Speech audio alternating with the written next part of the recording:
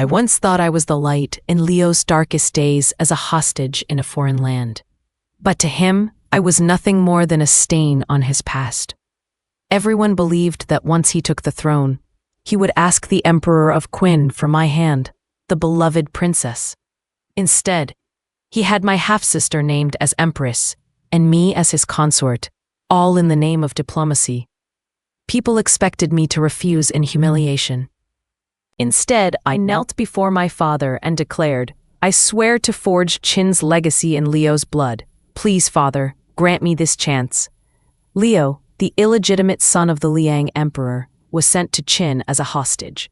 I met him when my brothers had stripped him half naked and were beating him. "If any of you touch him again, I'll tell father." I pointed at my brothers and yelled, chasing them off without a second thought. Leo didn't show gratitude. Instead, his eyes held nothing but wariness. Everyone in Qin knew of Princess Beatrice, arrogant, domineering, ruthless, and yet my father adored me. From his perspective, falling into my hands wasn't much better than being tormented by the princes. What he didn't know was that my fearsome reputation was something I carefully cultivated myself.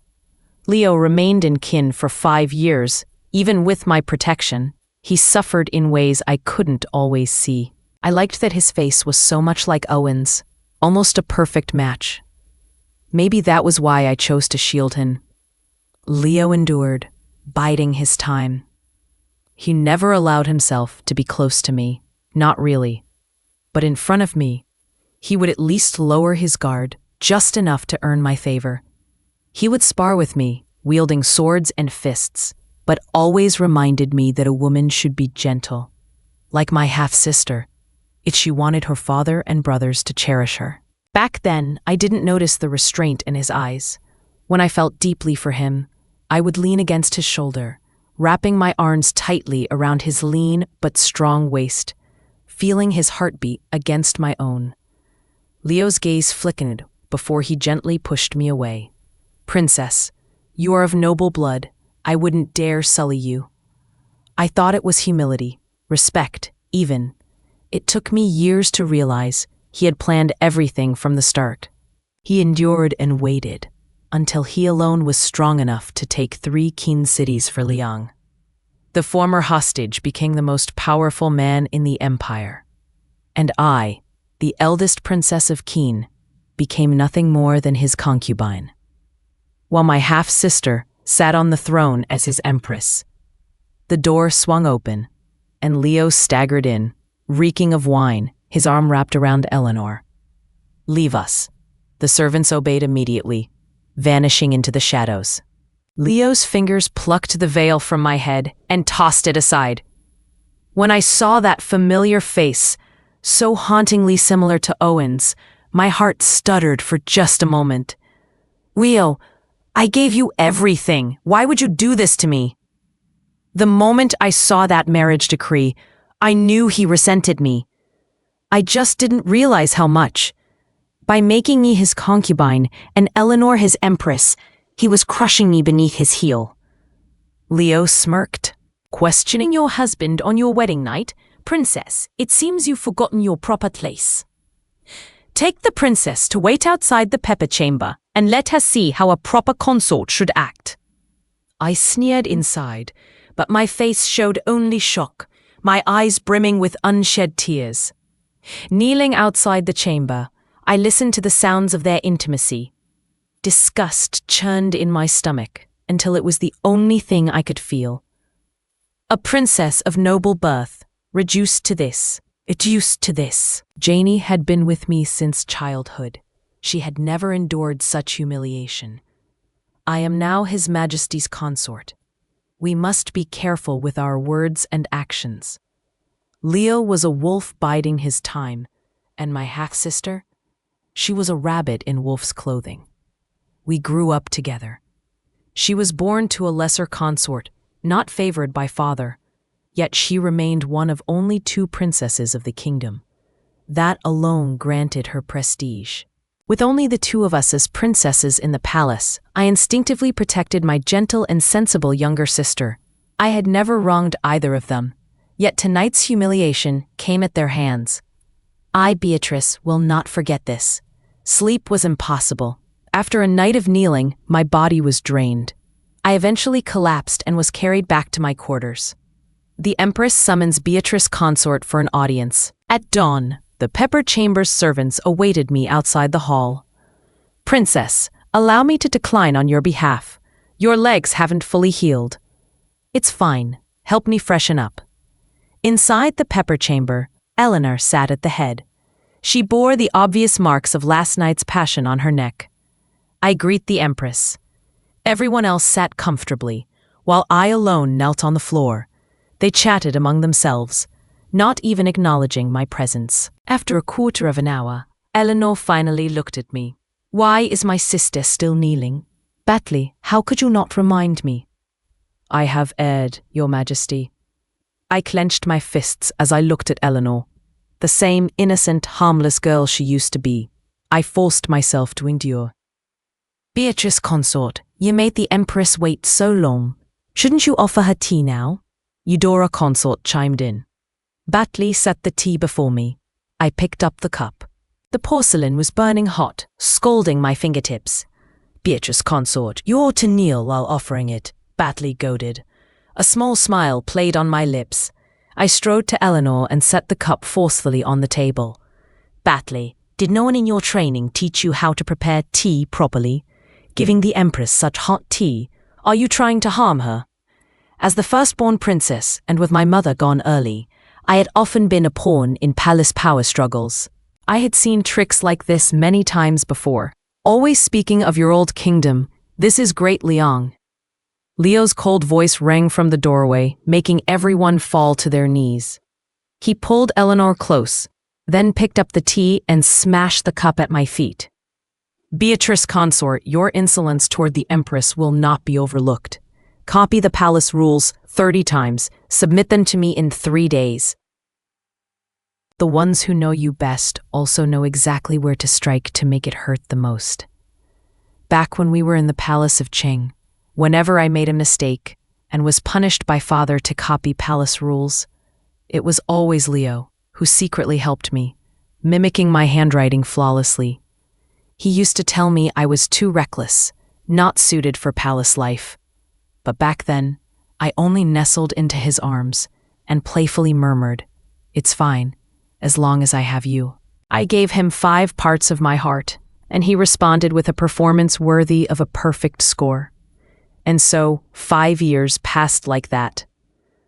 The past felt like mist, vanishing before my eyes. I sat at my desk, hair loose, holding my Persian cat, Simba.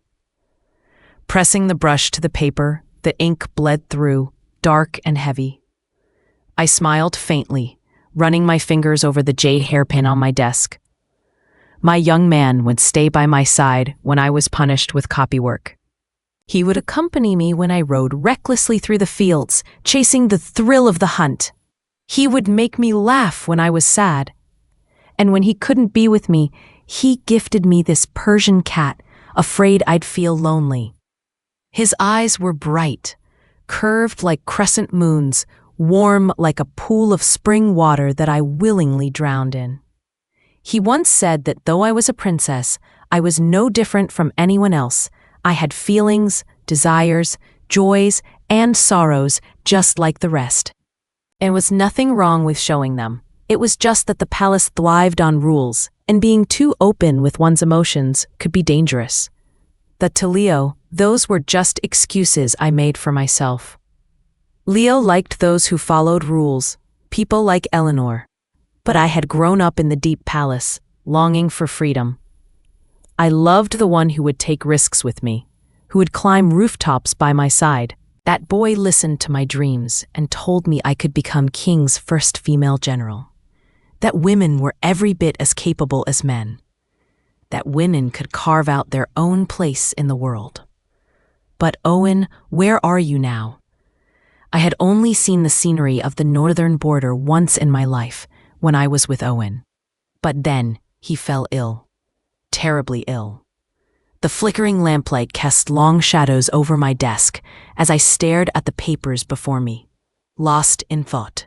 Through the window, I gazed in the direction of Jiaofang Hall and let out a cold laugh. No matter how much Leo resembled him, he would never be him.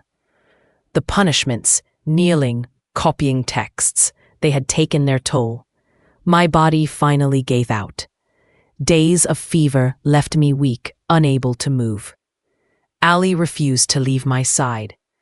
The Empress Dowager sent over some tonics, and after that, the Empress and a few consorts sent gifts as well, Janie reported, filling me in on palace affairs. Since the Empress entered the palace, Jiaofang Hall had truly become the center of Leo's affection. The Empress Dowager, not being Leo's birth mother, was displeased with his favoritism. Her gifts were likely meant to stir trouble between me and Eleanor. I raised a hand to my forehead, a headache forming. Janie, take this hairpin to the Empress Dowager. The imperial harem and court were deeply intertwined. Apart from Eleanor and me, every other consort was a daughter of a prominent minister, chosen to strengthen Leo's rule. My closeness with the Empress Dowager didn't go unnoticed. The Empress was frightened. His Majesty has ordered all cats and dogs in the palace to be beaten to death. A dozen palace maids stormed in, ripping Simba from my arms. I chased after them, begging them to stop. Not one of them even looked my way. Your Majesty, please, Simba means so much to me. I beg you, let him go! Kneeling at Leo's feet, my voice trembled with desperation as tears spilled down my cheeks. I knew he was forcing me to sever ties with my past, but this method, this cruelty, it was unbearable. It's just an animal. Is it really worth all this? Leo leaned down slightly, his fingers gripping my chin, forcing me to meet his gaze. Or do you think a stray cat matters more than your own sister's safety? In the distance, Simba's cries grew weaker. Blood pooled around him, his breath fading. Even an animal means something after so long, Your Majesty. Not that you would understand. Fury burned in my chest as I pulled away from his grasp and stumbled toward Simba's motionless body. Tears streamed freely down my face. You chose Eleanor. Why can't you just leave me be? Cradling Simba's limp, cooling form, I walked back to my chambers, my steps heavy. Leo remained where he stood, watching in silence. Since entering the Liang Palace, I had endured everything, never once fighting back. Perhaps he had already forgotten. I was once the proud and headstrong Princess Beatrice. A patient revenge is the most satisfying kind. That night, I buried Simba beneath the locust tree in the palace with my own hands. I sat beside his grave until dawn, lost in thought. Inside Shokang Palace, I knelt in silence as the Empress Dowager reprimanded me. Beatrice is no longer young. It's time she contributed to the royal bloodline. Though her words targeted me, Eleanor's expression darkened as well. Mother, please forgive her. Sister has only just recovered from her illness. Could she be allowed to sit? Eleanor's voice was gentle, careful. The Empress Dowager merely gave her a disdainful glance before looking back at me. Stand up. And to think the princesses of Qing are so impressive. I fail to see what His Majesty finds so special about them.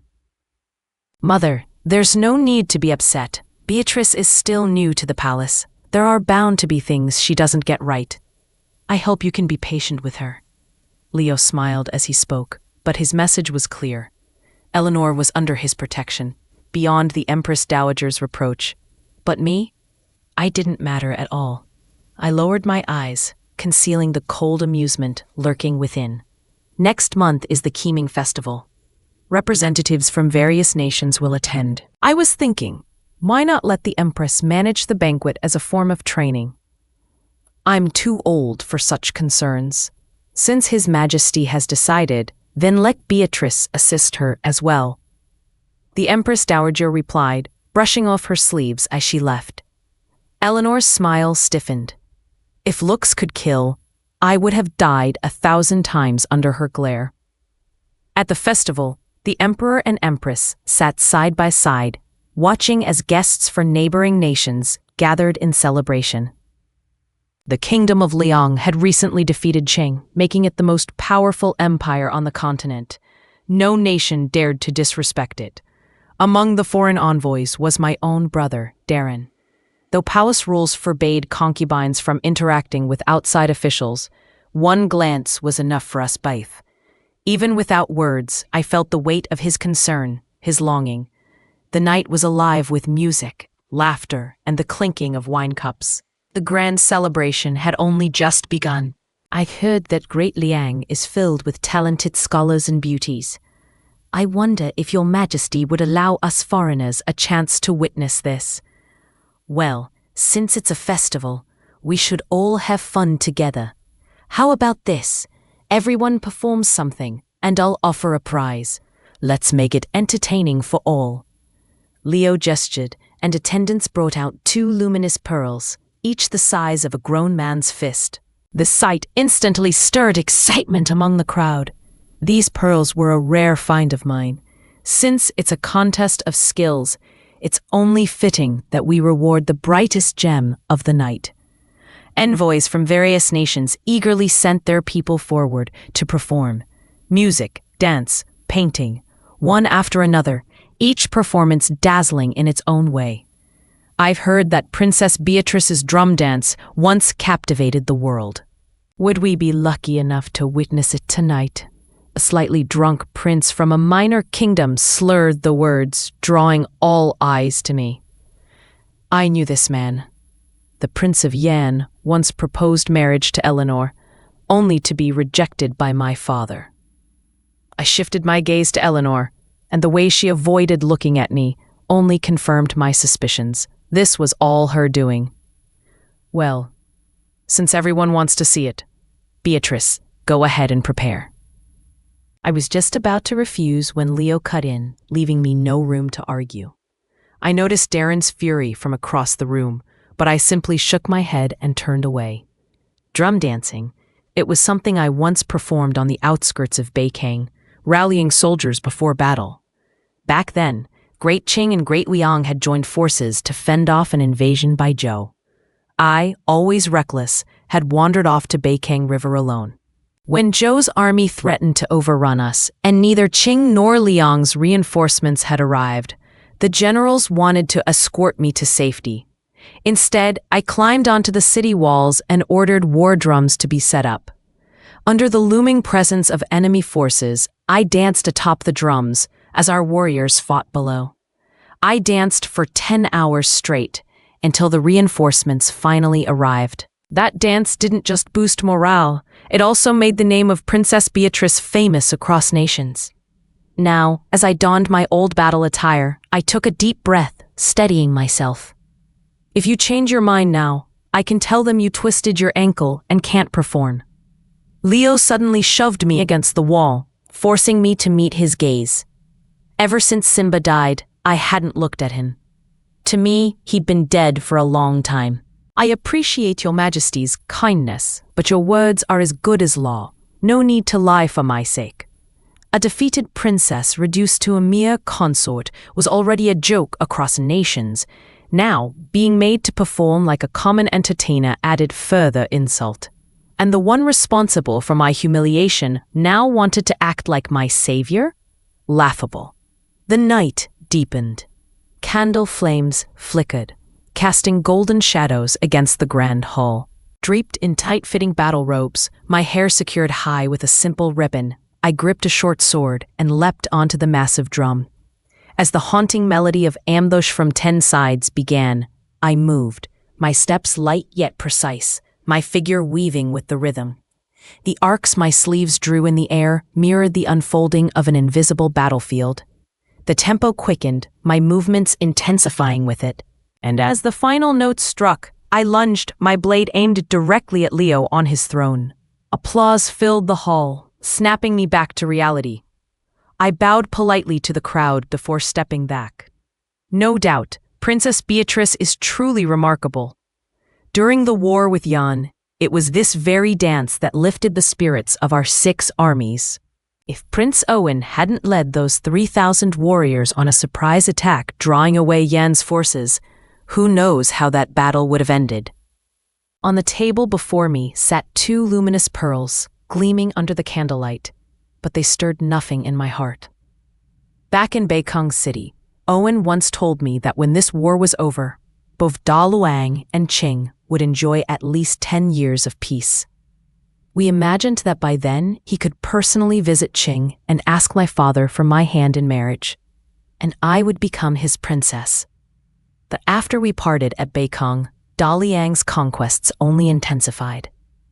Owen, the youngest and most brilliant general of Daliang, was gravely wounded in battle against Qi.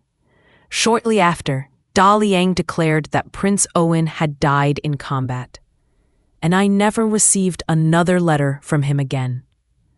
The world said Owen's death laid a crucial foundation for Daliang's rise to dominance, but I knew his death was no accident. Your Highness, His Majesty has summoned you to his chambers tonight. Janie's voice interrupted my thoughts. I looked across at Leo, a heaviness settling in my chest. I see. I'll take a walk first. The silence outside the palace felt like an entirely different world compared to the stifling one inside. I drew a deep breath, gripping the stone railing, steadying my weak body. Elder sister, I failed you. Darren's voice came from behind me. This list, Father asked me to deliver it to you, and this jade pendant as well. I reached out, taking the pendant and slipping it into my sleeve. With no one else around, I quickly unfolded the letter, reading it in haste before feeding it to the nearby candle flame. Father has yet to name a crown prince. You must be careful in everything you do. As for me, there's no need to worry. Smiling faintly, I turned to Darren. He'd grown taller. Pride swelled in my chest. As long as you ascend as the rightful ruler of Qing, your sister will be just fine. After bathing and changing, I returned to my chambers. Leo was already seated at the table, sipping tea as he waited. What's this? Still unwilling to fulfill your duties as my consort?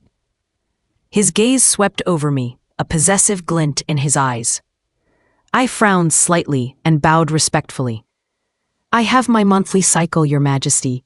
I am unwell for the night. Please excuse me. He set his cup down harshly, the porcelain shattering into pieces before me. Ha! Beatrice, you'll go to any lengths to avoid me, won't you? Let's see if you dare bear the charge of deceiving your emperor. Before I could react, he seized me and threw me onto the bed. I struggled desperately, but his strength overpowered mine. Leo, have you no shame? He tore at my ropes, pinning my wrists with one hand. Only my undergarment remained to shield what little dignity I had. Humiliation burned through me, and to my own disgust, tears escaped my eyes. But then, his gaze landed on the blood-stained cloth beneath me. A flicker of hesitation crossed his face before frustration took over. You had your cycle. Why didn't you say so earlier? His voice was laced with both anger and embarrassment. Freed from his oppressive presence, I finally exhaled in relief and hurriedly grabbed my clothes to put them on. I already warned Your Majesty when you came in. How disappointing. The desire in Leo's eyes faded, replaced by irritation. He cast a cold glance at me, unimpressed by my disheveled state, then turned and left with a flick of his sleeve. Princess, are you all right? Janie rushed in the moment Leo was gone. I'm fine. He won't be back for a few days. Make more of that stuff and tell the Ministry of Household Affairs to remove my nameplate. I had faked the blood with chicken blood, so I needed to keep up the illusion. Leo had a thing about cleanliness. He refused to touch a woman during or around her monthly cycle. To him, women were nothing more than a man's accessory, and menstruation was filthy, something that would bring bad luck if a man got involved. If he was going to humiliate me, I had no intention of letting him have the last laugh. Leo left angry. But the next day, the concubines weren't about to let it go. Inside Jiaofang Hall, they say Princess Beatrice's dancing once captivated the world, Guess it doesn't work on His Majesty, huh? What does it matter if she used to be a princess? If she can't win His Majesty's heart or his favor, how does she still have the nerve to show her face around here? They chirped like sparrows, and since the Empress didn't shut them down, they grew bolder. They all say Her Majesty is the love of His Majesty's life. How could I possibly dare to steal his heart or his affection?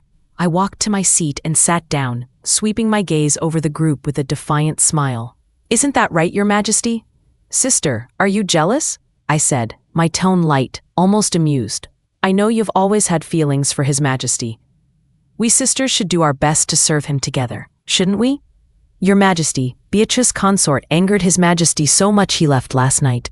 You can't just let her off the hook because she's your sister." One of the concubines seized the opportunity to push Eleanor into punishing me. Eleanor looked at me apologetically. "Sister, you know I wouldn't want to make things difficult for you. But according to palace rules, disrespecting one's husband calls for 20 strikes." Before I could react, several wet nurses came forward, pinning me down on a long bench without a word, afraid I might resist.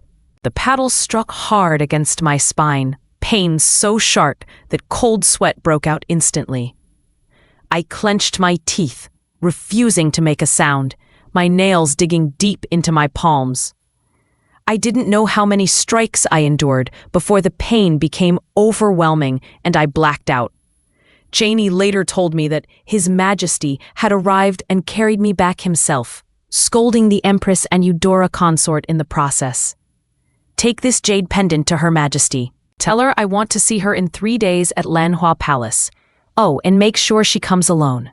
I pointed at the box on the table before slipping back into unconsciousness. "You? What did you do to my mother?" Eleanor stormed into my chambers like a madwoman, yanking the medicine bowl from Janie's hands and smashing it onto the floor. Shoving Janie aside, she grabbed my collar, looking ready to tear me apart. "Calm down, sister. Let's talk this out." I spoke lazily, my voice laced with amusement. "If anything happens to me, your mother won't come out of it unscathed either." I hadn't planned to bring this up so soon, but you were a bit too ruthless this time. I'm still in quite a lot of pain, you know? Watching the fury in Eleanor's eyes, I found that despite everything, I was feeling quite pleased. The night before I left Key Kingdom, I made sure to remind Father to keep a tight rein on Dottie Concubine. She was the leverage holding Eleanor in check. "I'm the Empress of Liang now. If you harm my mother, His Majesty won't let Key Kingdom off," Eleanor threatened. You really think Leo would go to war with Key Kingdom over some concubine? I held the upper hand now, and naturally I intended to dictate the terms. Leo had always prioritized power over sentiment. There was no way he would jeopardize his position for someone so insignificant. "Sister, I was wrong. I shouldn't have punished you." Eleanor knelt by my bed, desperation in her voice. "I shouldn't have taken His Majesty from you. I'll step aside. I won't compete with you anymore. Please, just let my mother go." She knocked her head against the floor, pleading. I remained indifferent. Unlike me, with my striking and vibrant features, Eleanor took after her mother, her big, doe-like eyes brimming with helplessness. The kind of look that made men instinctively want to protect her. Her remorseful voice echoed in the room, but it was too late for regret now. "So, your mother matters more to you than yourself? More than Leo?" Father's love for Eleanor had never matched the 10th of what he showered upon me, but even so, he had never mistreated her. The only misfortune was her mother's lowly background, which made her an easy target among the palace women. That was why she and Dottie Concubine struggled so much in Qi Kingdom's inner court. Their bond had always been particularly strong. "As long as you spare my mother, I'll do anything you ask." Eleanor's voice trembled, begging for mercy on her mother's behalf. "Rest assured, I won't fight you for Leo. Drink this and I won't touch your mother. Every 3 months, Janie will bring you an antidote, but it only lasts for 3 months. If you miss a dose, you'll slowly lose all 5 senses. Eventually you'll die. Do you understand?" Owen had taught me medicine to save lives. If he knew I was using those skills to harm others, would he be angry? Probably not. He would understand. I was only safeguarding myself. Eleanor nodded blankly, asking no further questions. With a determined expression, she lifted the cup and drank the poison in one gulp. If word of this gets out, you know the consequences. I won't tell anyone, not even His Majesty. You have my word. From now on, treat me just as you always have. Continue opposing me. Don't ask why. I spoke calmly, my eyes glancing over her impassively. May I keep the jade pendant as a memento? I gave a slight nod. Janie handed it to her. Thank you, sister. Eleanor was smart. She didn't ask unnecessary questions. She simply turned and left. Half a month later, the court's tranquility was shattered by urgent war reports. The three kingdoms of Zhou, Qi, and Yan have surrounded Lingzhou. Your Majesty must send reinforcements immediately. But Liang's treasury is depleted after years of war. If we go into battle again, we'll have no choice but to raise taxes and conscript more labor. They're provoking war over a handful of missing border soldiers. This is intentional. Why not request Qi Kingdom's aid? Both their princesses reside in our palace now. We are, after all, family by marriage. The court erupted in debate, voices competing against each other as tension clouded the imperial fall. The kingdom of Qing seeking reinforcements? Impossible. Right now, the three kingdoms are only targeting Lingzhou. No troops have been sent elsewhere. Seems like they just want to seize Lingzhou and divide it among themselves. But the south is struggling with a plague, and the east just suffered an earthquake. It hasn't even recovered yet. How could our Liang kingdom still have the resources to go to war? Enough. Lingzhou is part of Liang. Unless we have no other choice, I won't abandon it. The cabinet should draft a plan first. Cough, cough. We'll discuss it again tomorrow. Leo was livid. The imperial physician prescribed some calming and heat-clearing medicine before taking his leave. After a long day, Leo arrived at Lanhua Palace, only to see me stepping out of the chamber and kneeling before him. Your Majesty, Lingzhou must not be lost. Not only is it strategically vital, but we've already lost it once 10 years ago. If we lose it again, where will Liang's dignity be? Leo's face darkened, his gaze chilling as he stared at me. Lingzhou is Owen's territory. Still can't let go of him, can you?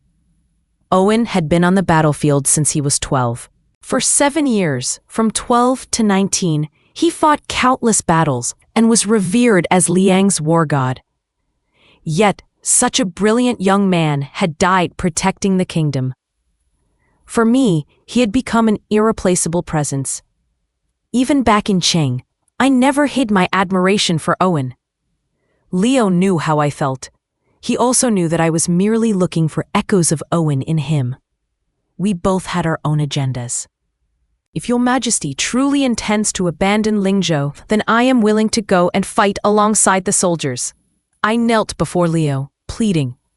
I never got to see Owen one last time before he died, but at least I could protect the land he once defended in my own way. You've had too much to drink, Beatrice. Without my order, you were not allowed to leave. Leo stormed off in anger. Lanhua Palace housed not only the people I brought from Qing, but also those from Shaokang Palace. Tell the Empress Dowager that in 3 months I will complete the task she entrusted to me. With the kingdom at war and natural disasters ravaging Liang, Leo spent most of his time in Eleanor's palace. I heard his health was worsening. There was even an incident where he coughed up blood in court. Upon learning this, I was quite pleased. Write to your father. Tell him to send troops. Leo, unable to bear the pressure from the officials, finally turned to me. Beatrice, draft a letter to your father and have him send reinforcements. You think I'm still Beatrice, the Princess of Qing? I am now Beatrice, the consort of Liang. What right do I have to request Qing's military aid? If not, I'll abandon Lingzhou and hand it over to Zhou, Qi, and Yan. Your Majesty, I believe you're mistaken. Lingzhou belongs to Liang. What does that have to do with me? Seeing my indifferent expression, Leo was seething, pointing at me as he threatened. "Tell your father if he refuses to send troops, both of his daughters will be buried with Lingzhou." "You overestimate my importance to my father. If my sister and I were worth starting a war over, I would still be Princess Beatrice of Qing, not Consort Beatrice of Liang." My unyielding stance left Leo with no options. "Fine. Very well." His face turned red with fury. As soon as he walked out of Lanhua Palace, he collapsed beside the chief eunuch. The concubines gathered in concern, but were dismissed. The imperial physicians reported the truth of his condition to the Empress Dowager. "The emperor isn't ill. He's been poisoned, but I can't determine exactly what poison it is. Judging from his pulse, though, I'm afraid he doesn't have much time left." "This must be kept a secret. Even His Majesty can't know. The Empire is in turmoil. We need him to hold things together. He mustn't suffer any further shock." "I'll look into this myself," the Empress Dowager said coldly. "You have 3 days to find the antidote. If not, you'll all be buried with him." The imperial physicians trembled. Outside the hall, the concubines were on edge, fear gripping them like a vice. If the emperor died, they would be trapped in this palace for the rest of their lives, widowed and powerless. Leo woke up just as the physicians delivered their grim diagnosis. He forced himself upright, his face pale, but his voice steady. "Mother, there's no need to hide the truth from me. If my days are numbered, I must choose a fitting successor for Great Liang." It had only been a little over a year since Leo ascended the throne, and he had no heirs. He knew he'd been feeling weak recently, but poisoning? He had no idea who could have done it. His days were spent in court handling state affairs, his nights in Eleanor's quarters. Nothing seemed out of place. The more he thought about it, the worse his head throbbed. The Empress and Beatrice must not leave the palace, he ordered hoarsely. If something happens to them, Celebria will have nothing left to fear. 3 days passed, but the imperial physicians had yet to produce an antidote. The real culprit remained in the shadows. Tensions spread throughout the palace like wildfire. Though no one openly spoke of it, everyone sensed something was wrong. Servants tread lightly, keeping their heads down. A month went by. The physicians had managed to ease the emperor's pain, but no cure had been found. Summoned to the Hall of Supreme Harmony, I entered alone. Leo sat on his bed, cold eyes fixed on me. "It was you, wasn't it?" "I don't know what His Majesty is talking about. A power struggle in Great Liang." Celebria seizing the chance to strike. The perfect opportunity, isn't it? His voice was bitter, his breath uneven. "I've thought about it over and over. Of all the people in this palace, you're the one who wants me dead the most." He laughed suddenly, his voice sharp with resentment. "I envied Owen, envied him so much it drove me mad. Why did everything come so easily to him? Do you really think his death was just bad luck?" "I was there, marching with him. Do you know who tipped Xi off about his ambush plan?" He grinned, eyes burning with twisted triumph. "It was me." He let out a hoarse, broken laugh as if unleashing years of buried frustration. "You people always act like you're in control of everything. You never saw me. I was never more than his shadow to you. Even after his death, you still didn't care about me. And we—" He coughed violently, his body convulsing from the effort. "We spent more time together than you ever did with him." His words dug into me like knives, but my mind fixated on one thing: Owen's death. That brilliant, noble soul had perished. Not in honorable battle, but in a lowly, underhanded betrayal. I gripped the table, forcing myself to stay upright as I met Leo's deranged gaze. "You weren't even worthy to tie his boots." His breath grew weaker, his expression contorted in agony. For the first time in a long time, I felt a shred of satisfaction. Without another glance, I wiped away my lingering tears, steeled my resolve, and stepped outside. Calmly, I declared, "The Emperor has passed." Leo was dead, killed by my own creation. And Beatrice, the supposed culprit, had been sentenced to death in Lanhua Hall. 7 spice grass, a poison that takes hold through intimacy. At first, it mimics nothing more than a mild flu. But after 2 months, the victim grows weak, their senses dulling until, within another month, no medicine can save them. I had crafted it myself, the moment I received the imperial marriage decree. Owen only taught me medicine. As for poison, I learned that on my own. No one knew about it except Janie. After Leo died, the Empress Dowager chose a young heir from the royal clan and began her reign as regent. She had been waiting for this moment for a long time. Leo was originally chosen as emperor because he played the role of a puppet so well that she believed he would be easy to control. But once he took power, he started consolidating authority for himself, leading to inevitable conflict between them. I had met the Empress Dowager during my travels in my youth. She never had children of her own, but she was Owen's blood aunt. This jade hairpin was personally carved for me by Owen, and that Yang family, so obsessed with peonies, she was bound to recognize the symbol. I took the risk of forming an alliance with her. The deal was simple: help her eliminate Leo. Eleanor, arrogant due to the emperor's favor, was the perfect one to be poisoned with 7 fragrance grass. Once the Empress Dowager took over, I left for Lingzhou alone. She gave me a clue. On the eastern side of Lingzhou, there was a bookstore called Yang's Books. There, I would find the person I had been longing to see. I stepped into the land Owen had once sworn to protect. Even after the turmoil of war, the soldiers he left behind had kept the city standing against the attacks from 3 neighboring states. Inside the city walls, life carried on as normal. After Leo's death, I sent a letter to my father, persuading him to send troops. In exchange for helping Liang fend off its enemies, Liang would pay Qing a total of 10 million silver taels over the course of 3 years. The Empress Dowager had no problem agreeing. Gold was a small price to pay to keep her kingdom intact. And I wanted Qing's treasury full, its army stronger than ever. With that, both sides struck a deal. When I arrived in Lingzhou, I pushed open the door to the bookstore. "Customer, is there something you're looking for?" A warm, clear voice came from behind the counter. A young man in scholar's robes stepped forward, and the moment I saw him, my breath hitched. "Owen!"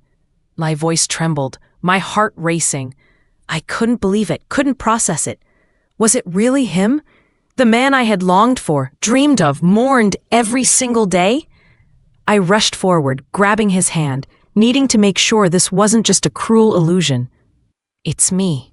After all these years, we finally embraced each other again. Owen told me what had happened, how, during that battle with Qi, there had been a traitor among his men, how he had suffered critical injuries and remained unconscious for 3 whole months. By the time he woke, his memories were gone. They had only started coming back over the past 6 months. And the person who kept him hidden, who protected him, the Empress Dowager. "I never truly wanted a life of war," he admitted, voice low. "I did it because it was my duty, not my choice. Now that I've lost my martial strength, the court has no use for me. Staying here, living a peaceful life, that's enough." He sighed, eyes filled with guilt. "I'm sorry, Hannah. I never fulfilled my promise to go to Qing and propose to you. I only learned what happened in the palace after you arrived." "Don't apologize," I whispered, tightening my arms around him. "You being alive is more than enough for me." Leaning against him, for the first time in years, I felt completely at peace. "I never loved Ling Wang," I murmured. "I only ever loved you, Owen." After all these years, after so much pain and separation, his eyes were still locked on me, a sane way mine were only for him. From now on, there would be no more Ling Wang, no more Princess Beatrice. There was only Owen and Hannah, together forever.